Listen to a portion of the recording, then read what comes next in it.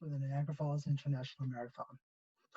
Running is a huge passion of mine, and running is something that anybody can do. Big, small, short, tall, anybody can do this. You don't have to be an elite to be a runner. You don't have to be someone that has been running all their life. You can start running anytime. I myself started running when I was 40 years old. As long as you put on those running shoes and get out there, it doesn't matter how fast, how slow you're going, you're a runner. Over the past while, we've been doing Runversations with elite runners who provided us with some inspirational stories that they've gone through.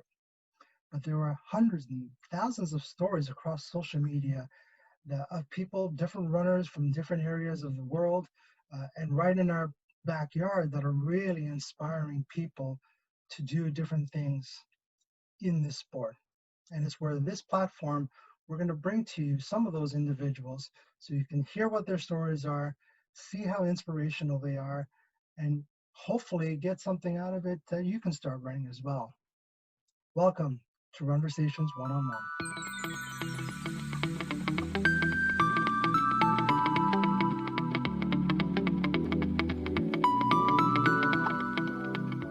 This week, we have a close friend of mine and also a Milton native. His name is Jeff Jones. He's been a runner. Actually, I don't know how long he's been a runner. That's a good question we're going to ask him. But I think it's important to hear the different things that he's been doing for, for himself, for his family. And we brought him here today to really talk about, the background of what he's been doing. So, Jeff, welcome. Thank you for joining us today. I really appreciate it. So, morning. Thanks for having me. Oh, no problem. So, instead of getting into some of the things that you've done, when did you start running? I started running off and on beginning in about 2002 when I first moved to Milton. I moved here and moved into one of the new subdivisions in Milton and was kind of looking for something to do from an active standpoint. And I'd run on treadmills at the gym and things like that. So I decided to just try running outside, and I went out and I had no idea what I was doing. Or an old beat up 10, 12-year-old pair of shoes, and just circled around the neighborhood with an old CD player Walkman in my hand, and it was pretty basic stuff. And I could get about 2 kilometers out at the time, and so that's kind of my rough beginnings to running. And then throughout the years, just in the following years, just keep doing the same thing. And then my daughter was born in 2008, and I kind of stopped for a while, for a few years, pick it up again around 2014, 2015, and been getting more serious about it since then. Oh, and I can tell by following you on Instagram, you've gotten really serious about the running. So what is it about running that, makes it a passion for you? I think for me, it's just,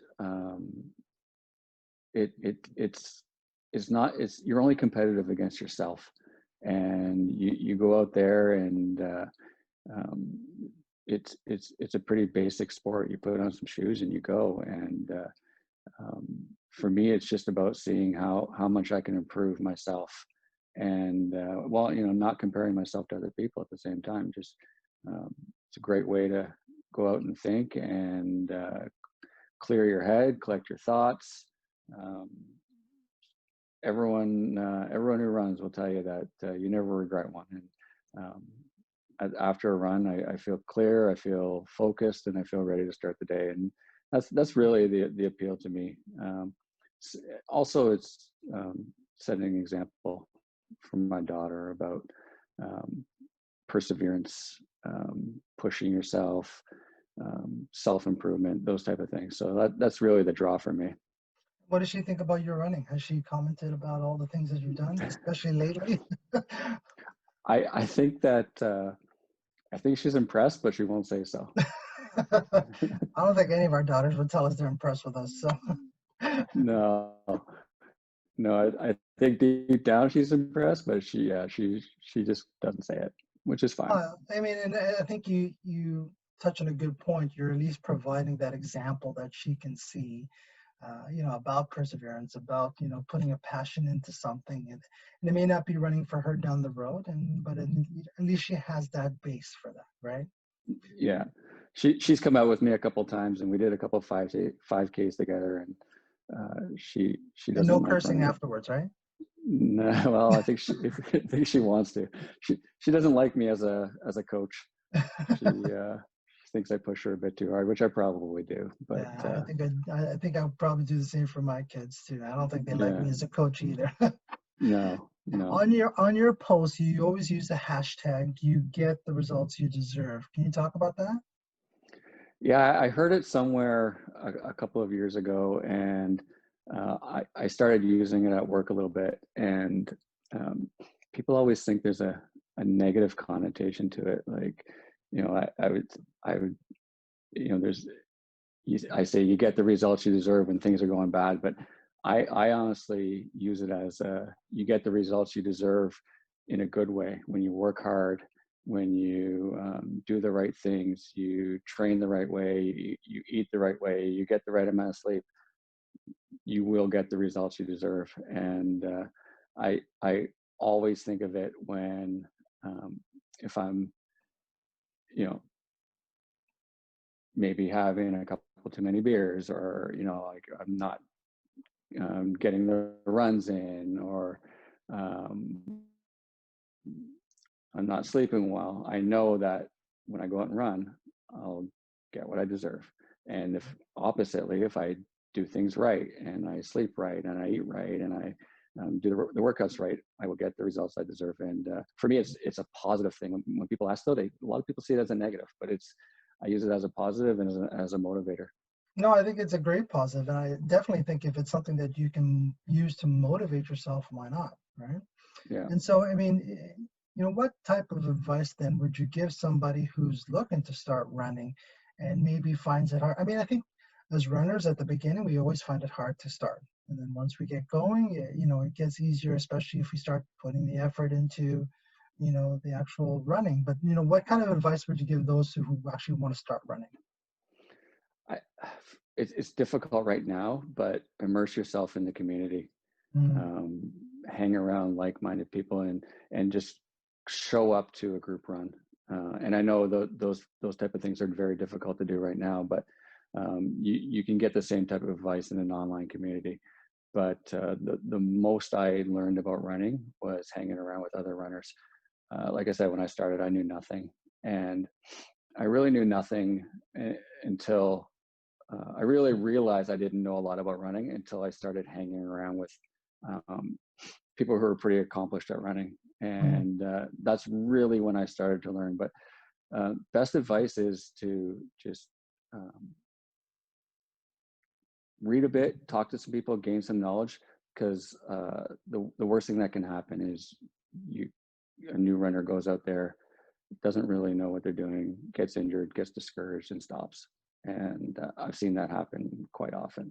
And there's a lot of great communities online where people can people not can, they will, and are willing to give you advice, have one-on-one conversations, go for a run with you.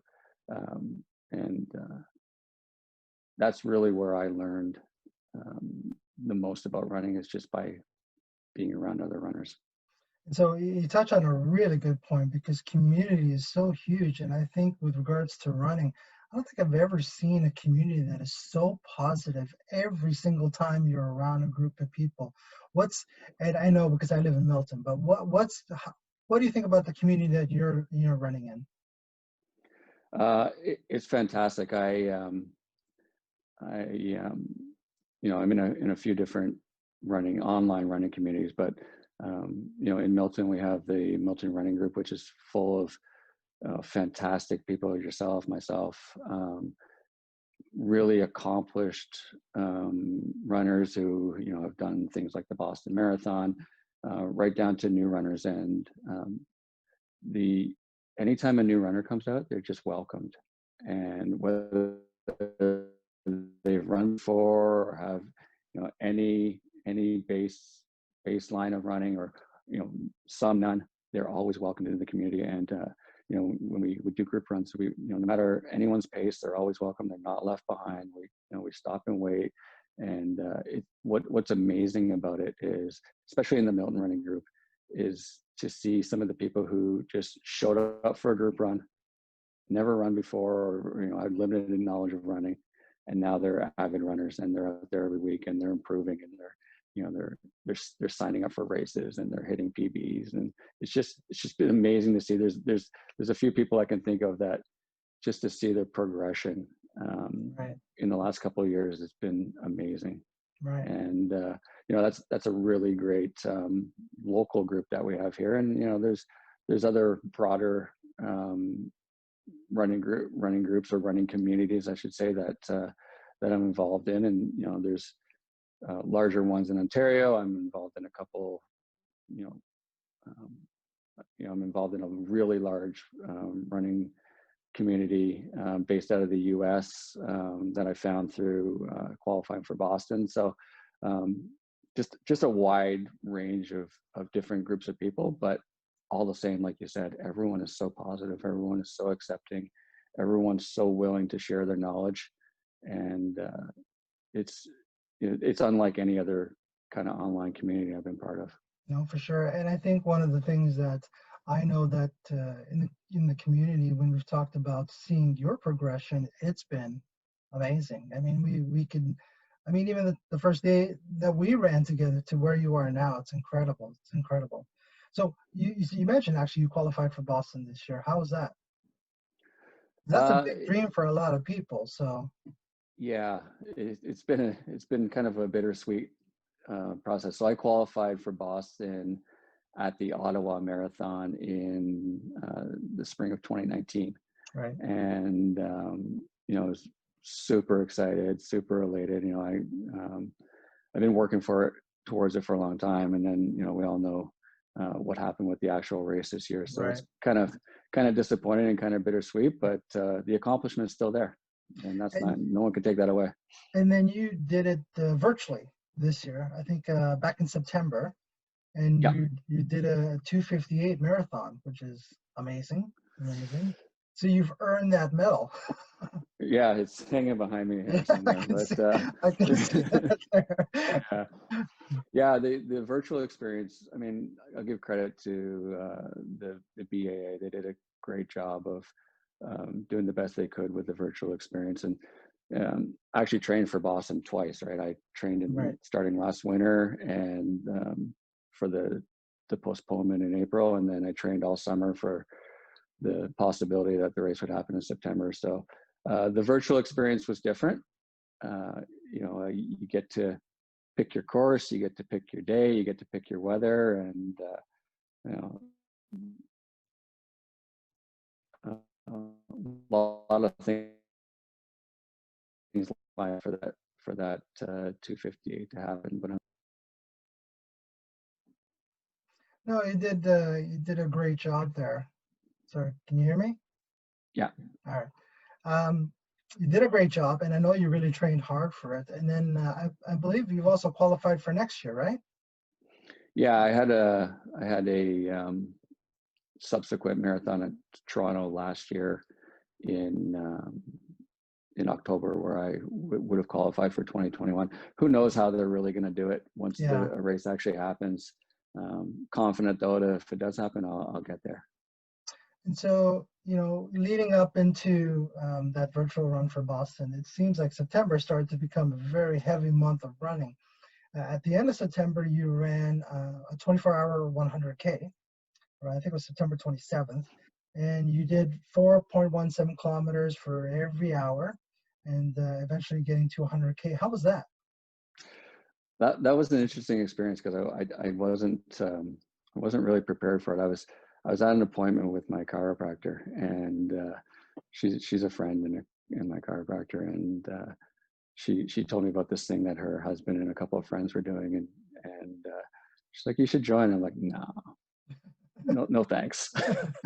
24 hours. And then so we wrapped up my appointment, and this was on like the Monday, and she's like, "Okay, see you Friday." And I was like, "No, I don't think so."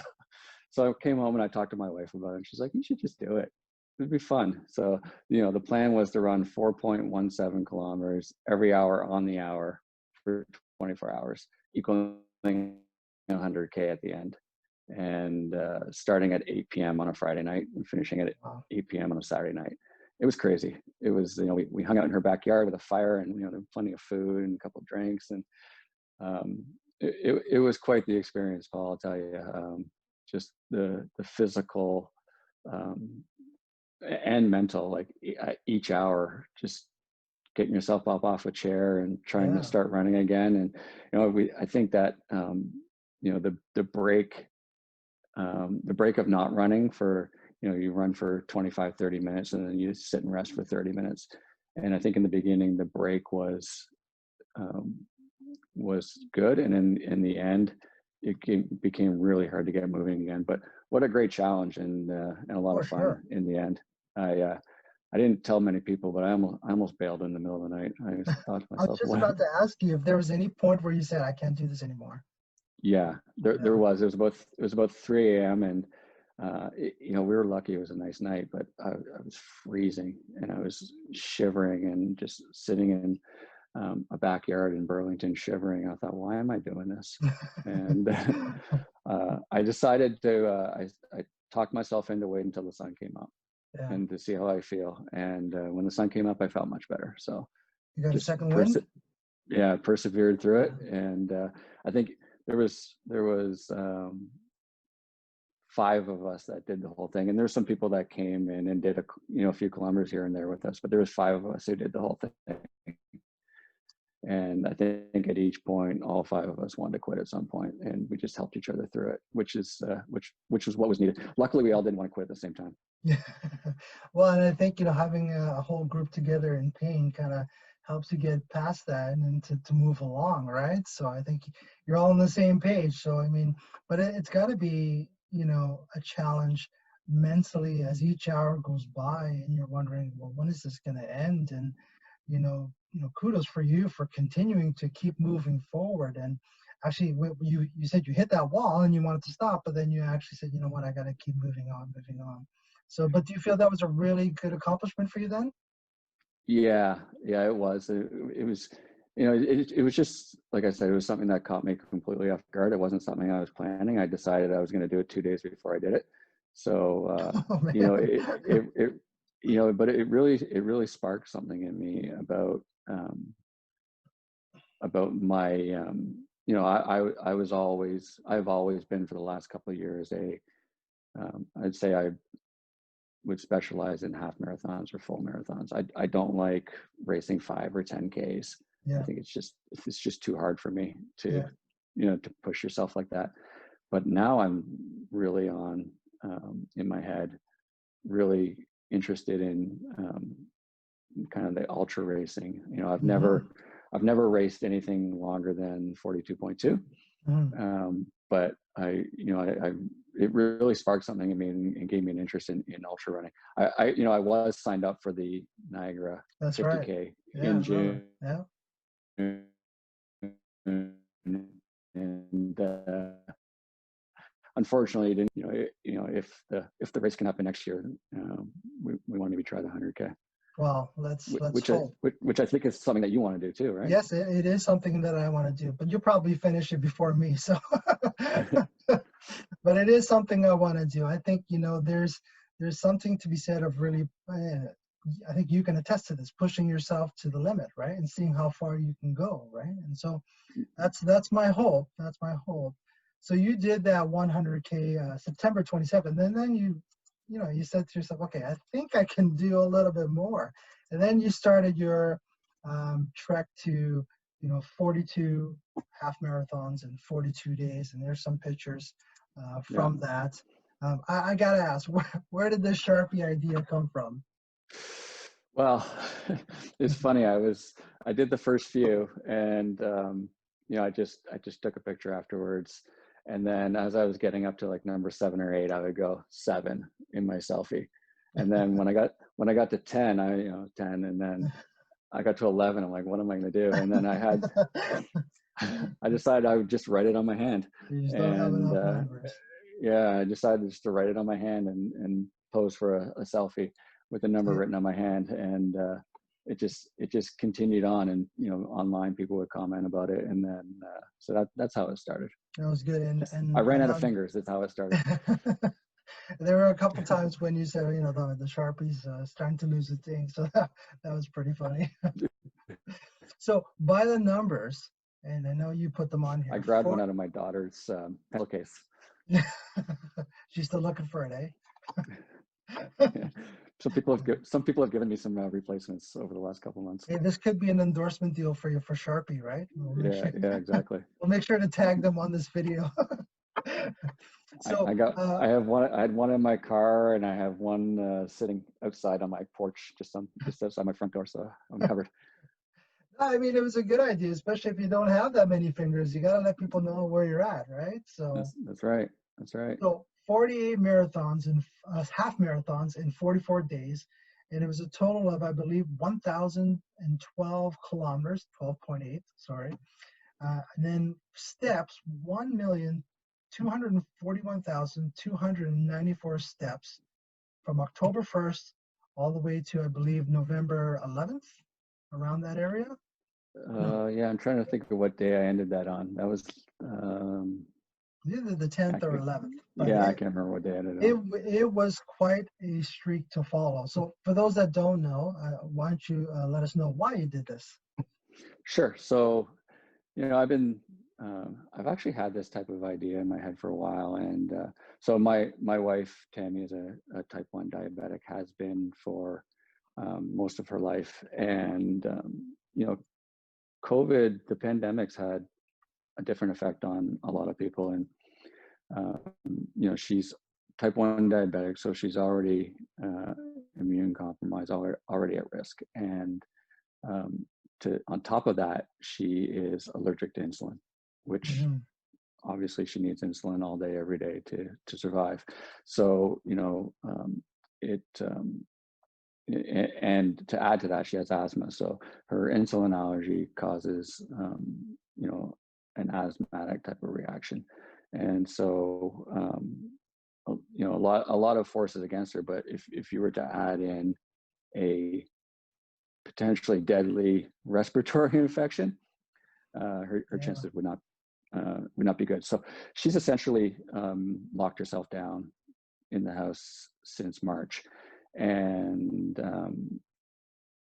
gone outside periodically. But this time of year is always tough for her too. On top of everything, she's severely allergic to leaf mold. So when all the leaves fall off the trees, normally this time of year she has a tough time anyway. So lots of things going against her. But one thing about her is she perseveres more than anyone I've ever met, and she fights through the challenges. And so she's been in the racing community too, and so we decided to come up with this idea for her of a little track in our basement, and so to stay active, to keep doing her activity. And she ended up logging over 1,000 kilometers around this 20-meter loop in our basement. Wow, that's amazing, really amazing. And so I started thinking about what could I do for to raise some awareness for what she's going through, and to help the type 1 diabetic community. And I thought, the only thing I really can do, that I'm good at and that I know how to do, is run. So I had this concept in my head of running some half marathons in a row. And I talked to her about it. Yeah. And I talked to her about it, just to get her feelings on it. It was probably back in July or August. We were having dinner one night, and I just brought up the subject and said, I want to do this. And she was like, "Are you sure?" I'm like, yeah, I think so. I said, after Boston, I'm going to be looking for something to do. And I want to challenge myself, and I want to raise some awareness and maybe raise some funds too at the same time. So, we started talking about the concept of it, and I think I think she came up with the 21.1 for type none. So we decided to align with the Juvenile Diabetes Research Foundation, and their tagline is type none instead of type 1.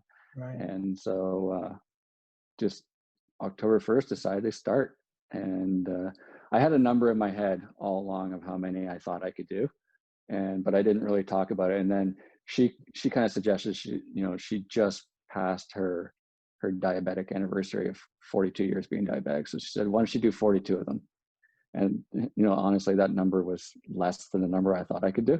Oh, okay. But I said, let's do 42 of these, and that's kind of So how can it I started. ask what the number was you had in your head? The number I had in my head was 60. Okay. The original thought I had in my head, which then I talked myself out of, was crazy, was 90 when before I even talked to her about it. And then I thought, you know what, I was confident I could get through October. Right. Fairly easily is not the word, but I was confident I could get through October unscathed. And so I thought in my head, it would be a real challenge to get through October and November. So she kind of brought me back down from 61 to 40 to 42. Good thing you had her in your head, eh? Yeah. But it's a good thing that 42 years that she's had this is it's a good reason to do 42, right? So yeah. And you had some tough days there. Like I remember you posting stuff and it was raining, and I remember waking up and I could hear the rain, and I thought, okay, Jeff is out there running, and must have been tough some of those days. Paul, day 1 to day 25 were great. Day 26 is where it all changed. Day 26 was probably the worst run I've ever had in my life. I woke up and I could hear the wind blowing first, and I was like, oh, this isn't going to be a good one. And then I could just, it hadn't really started raining yet, but I knew it was going to. I looked at the forecast. And so I started, and it started, sprinkling a little bit just as I started. And then it's just relentless rain for 21 kilometers and cold. I think it was a couple of degrees. It wasn't far above zero, and it was freezing, and the rain was pelting me and the wind was blowing. And I almost quit. I almost quit during that run. I thought, I've done 25 of these. That's pretty good. And I got home, and I actually took my Sharpie out, and I couldn't write. My hands were so frozen, and I was wearing gloves, but it didn't matter. And so I said, I'll go in, I'll have a shower, I'll warm up. I was working from home, and I was wrapped in a blanket most of the day. I thought at the end of that day, maybe I'm done. And then I said, I'll sleep on it. I'll get up and see how I feel. And then the next morning, I had one of the best runs I've had. It's just, it's crazy the way that works. And as a runner, that happens a lot. Some days you're not feeling it, and it goes great. And some days you feel great, and it's a terrible run. So every runner knows that.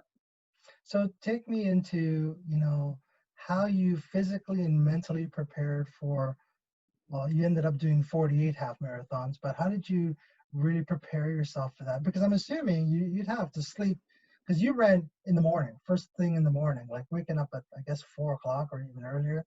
And so what was that preparation like for you? No real difference to what I normally do, to be honest. Like I'm a morning person. I'm good at waking up. I don't even set an alarm. I know what time I got to wake up, and I get up. And so I knew I had to get up and do it. And so some days getting out of bed was tougher than others, depending on how much sleep I got. But I really tried hard to go to bed early. And, I thank my family for understanding that. I would, we'd eat dinner, and it'd be 7 o'clock. I'm like, okay, good night. And, they've been looking at me like, really? I'm like, some nights it was like that. So I recognized that the sleep was important, and it really was. But, there was other times where I didn't get much sleep and still got out to do it. I think that just knowing in my head that and that's always the way I've been, knowing in my head that I have to do something, I don't have to psych myself up to do it. I'll just get up and do it. Did you ever have any potential injury during that span? Didn't seem like it. Not really. I had, there was a couple of days where I could feel it. There was a knot on my calf, sorry, Mm, on my hamstring. And I was able to work that out on my own. I mean, I had tightness. I was going to chiro appointments throughout, and just, getting loosened up, and really helped me a lot. So nothing major. There was days where I felt tightness. Just that one issue with the hamstring worried me for a couple of days, but it ended up resolving. And I did it to myself because I decided one day I'm doing the Boston Marathon, finish strong. mm. 3 virtual races that happen, and there's a 5K, a 10K, and a half marathon. And I decided one day to do the 5K before my half marathon. And I did wasn't a PB, but I did a pretty fast 5K, and that's when that thing developed on my hamstring. So I kind of did it to myself. Right, right. But It was, overall, you ended up managing to get through all that without any major injury. yeah, yeah. Luckily, Yeah. yeah. It's funny, when I stopped a few days ago, um, I felt my body tightening up and things. Like I went for a run yesterday and it didn't feel the best. Yeah. But I think as you keep going and your body gets used to it, it knows what you're going to do to it each day, and it adjusts and prepares itself. And when I stopped, things got really tense and tight, and I started feeling things. But Because your body's probably throughout, saying, thank God he's done. yeah, yeah. But throughout, I felt pretty good. Almost every day, I felt good. Well, and then when you finished that streak, you did, I think, 3 marathons back to back to back, like the very next day. Yeah. So crazy. I knew I had always planned, and Tammy and I talked about ramping it up at the end a little bit, and I was getting closer and closer to 42, and I knew in my head that I wasn't going to let myself stop, and I knew I had to do something to wear myself out. And so I decided on day 40 or day 41 to start running double halves. So half in the morning, half in the evening. Right. Right. I did that for 4 consecutive days. I did it on Monday, Tuesday, Wednesday, and Thursday. And that really, it didn't as much test me physically, but it tested me mentally. Mm-hmm. To run a half marathon at 4 a.m. and then do another one at 5 p.m. Wow. It was a challenge. And then, but all along, I had planned to do a full marathon at the end. Right. So last Saturday, I put it on my shoes and went and did a full. That was one, and then the next during that marathon, I felt pretty good. I did that last Saturday, and I felt pretty good. And then I decided that I would. I did a post on Instagram and Facebook, and I said, if you want to know what someone's going through, walk a mile in their shoes. And I decided to do 26 miles in Tammy's shoes and do. Yeah, and I saw that too. That if I'm correct, you said 20-meter loops, right? It's a 20-meter loop in my basement. Yeah. So that's about 211 laps, something No, like it's 2,100 laps, I that. Oh, think. so yes, Yeah. yes. Yeah. Holy mackerel! 211 laps would have been 211 laps is probably where I want to quit. Wow. Yeah. Okay, so this is just in your basement. You're doing a 20-meter loop for over 2,100 laps. Like, how do you mentally even get through that? I'm wondering if you even get dizzy doing that. Yeah, I went through a whole range of things down there, Paul. I remember hitting 3K down there. I remember starting and thought, this is fun, right? I did a few laps, had some music playing, and I remember getting to about 3K and thinking, I can't do this. Like it's going to be hard, Yeah.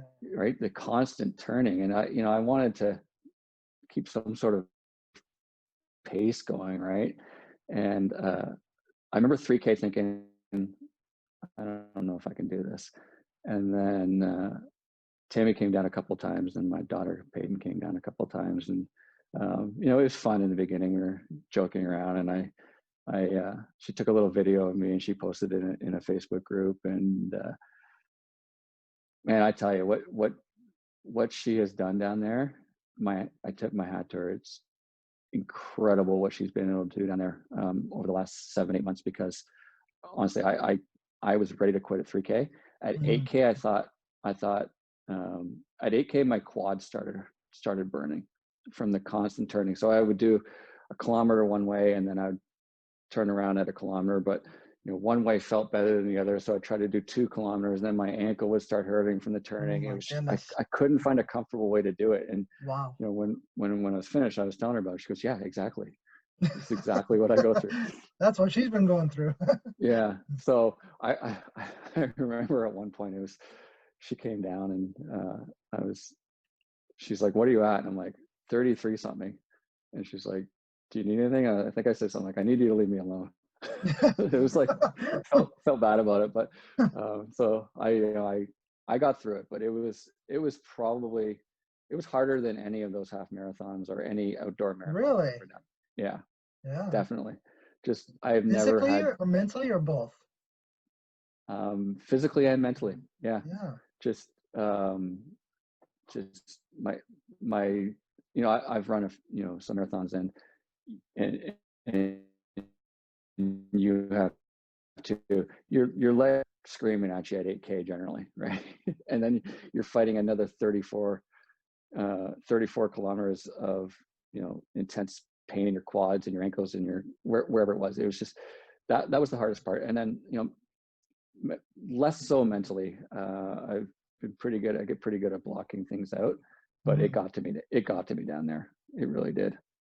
And so actually that begs the question for me, like when you get to a point you're hitting a wall or there's this mental, tough part of any run that you're doing, what are you telling yourself? What's that self-talk that you're doing to get past that? Just one more kilometer. You can do one more, right? And you get to the next one and like, okay, you can do one more. I don't like counting down but that's in that situation, that's what it was.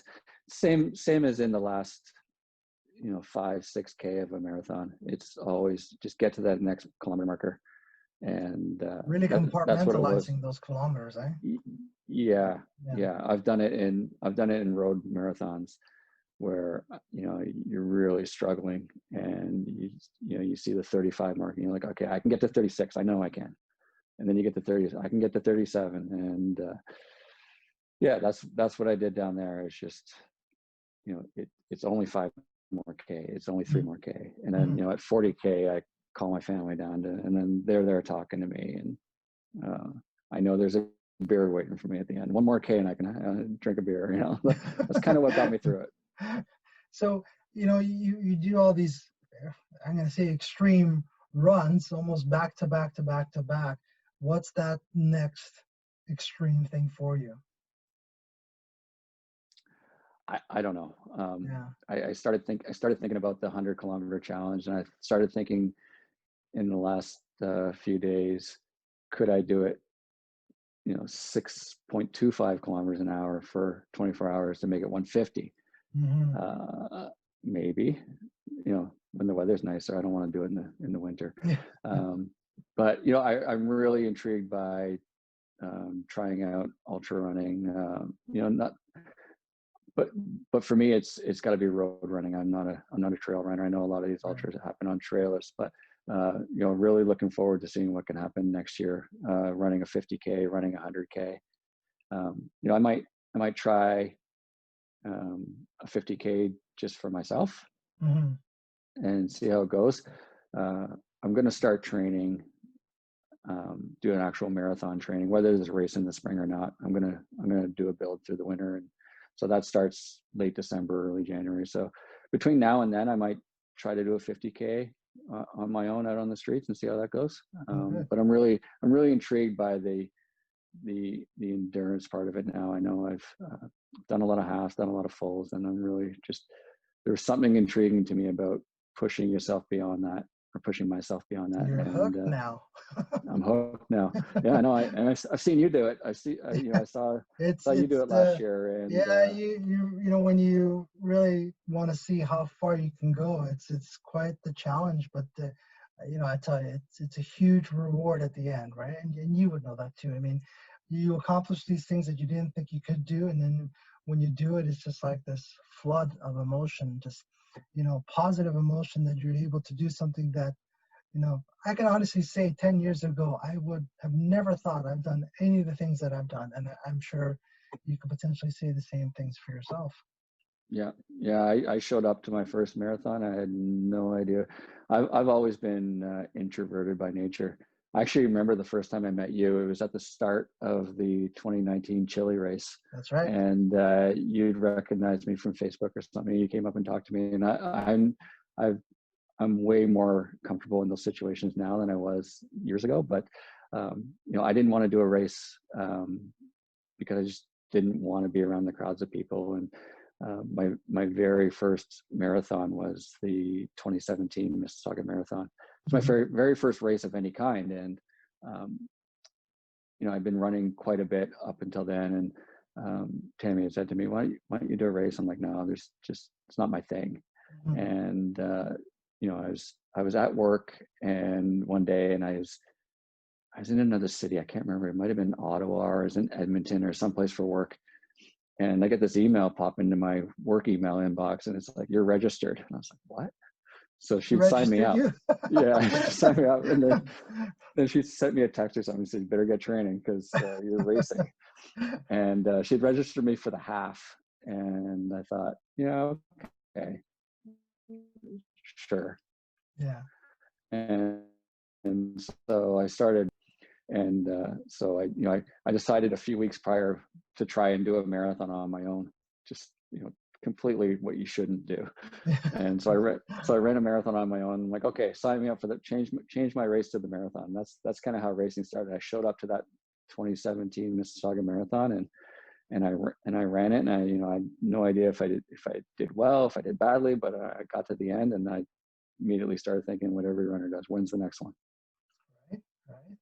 And so what did you think about running with all this group of people? It was fine. It was fine. And you know, racing and running has really helped me change. You know, I'm still going to be introverted. I'm still going to be um, um, quiet and reserved around people I don't know. Mhm. But you know, showing up to group runs was another thing that brought me out of my comfort zone. And you know, there's the Milton running group here in Milton. It's just, I said it earlier, it's just fantastic and welcoming. And you know, you showed up to the group run, and everyone was great. And you know, it's really helped me come out of that, you know, that shell that I was in, and just be more open and to new ideas and doing new things. So you know, that's one way that I really think that running has helped me a lot, and I'm really grateful for it. The community is such a powerful tool to make sure that you can keep moving forward, right? It inspires you. And then the Yeah, crazy thing is, as much as the community inspires you, you then start to inspire other people in what you do and the things that you achieve and the accomplishments that you do. I would be remiss to not ask you about your nutrition. What's your nutrition like for when you know you're doing these, you know, streaks or the marathon training? it's funny. I eat a lot of pasta, Yeah, a lot of bagels, those, you know, a lot of carbs. right. I try to drink a lot of water. Um, you know, I wouldn't say I have the healthiest diet in the world, but you know, you know, I don't eat junk. I don't eat fast food. I don't eat anything like that. Haven't for a long time. And so, you know, we make good meals at home, but they're pretty balanced diet. During runs, though, I don't do any fueling at all unless it's over. Generally, I don't fuel in a run unless it's over 30K, and I really think that prepares you better. For me personally, prepares me better for a race when you're taking on fuel constantly. I really like the theory of going out on an empty stomach and fasting and, you know, kind of not starving, but just not taking on fuel during runs, and then you know, testing out fueling strategies for marathons and longer runs, on longer training runs. But yeah, I mean, in my you know, a lot of What's your go-to shoe? Like, what shoe are you using right now? right now I'm using Nike Pegasus. Okay. I was always running in, not always, but I really like Saucony. I was running Convaras for a long time. I didn't like the last model, so I decided to grab a pair of Pegasus, and I really like them. But yeah, Saucony Convaras and Nike Pegasus are my two shoes. I'm gonna start looking into those. Yeah. Usually I'm a Yeah. Brooks guy. I have a Pegasus, and I really like them too. And I know that as each model keeps getting better and better, then, you know, it's might be something to look into. It's a So funny thing about shoes because everybody has their preference and people stick to certain brands, and I'm no different. But you know, I, like you said, you run in Brooks. I don't think I've ever run in Brooks. I don't know why. There's no real reason for it. It's yeah. just you gravitate to what feels right, I guess. Well, and I think that is a good point. I think it depends on each person what shoe might be good for them, might not be good for them. I think in the beginning when I started running, I was all about, okay, I got to find the one that looks the coolest, right? Yeah. Nice color, you know, nice shape. But then I think as I started learning more about what comes with a shoe, then you decide, you know, what could best support me as I'm going longer, right? As I'm going harder, right? And I Yeah. looked into the different models, and I think, you know, as runners, we tend to start off a little flaky with our choices, but then really go into really what that shoe is made of and what it's about. So cool. So Yeah, I agree. usually when we do our conversations, we ask you 10 questions that are quick answers. And so I'm going to ask you 10 questions. You good with that? Yeah, All let's right. do it. First question, who's a runner you'd love to meet, past or present? I want to meet Reed Coolset. Ah, okay. I'll be sure to tag him on this. He knows that you want to meet him. So yeah, all right. Bucket list you want to run?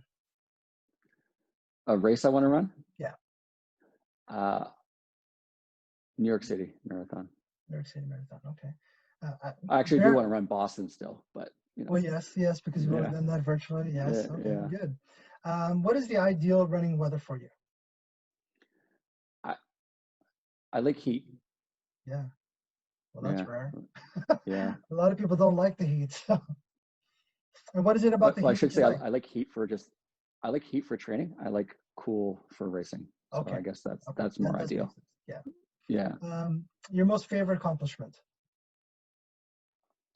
In running, qualifying for Boston. Qualifying for Boston. Okay.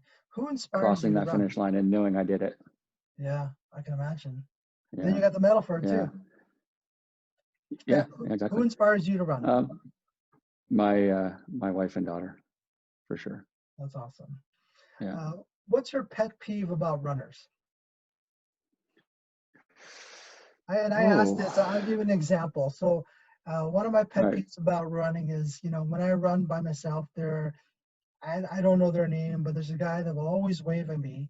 But then when I used to run with Angela, my other friend, and we'd see that same person, we'd wave, it wouldn't wave back.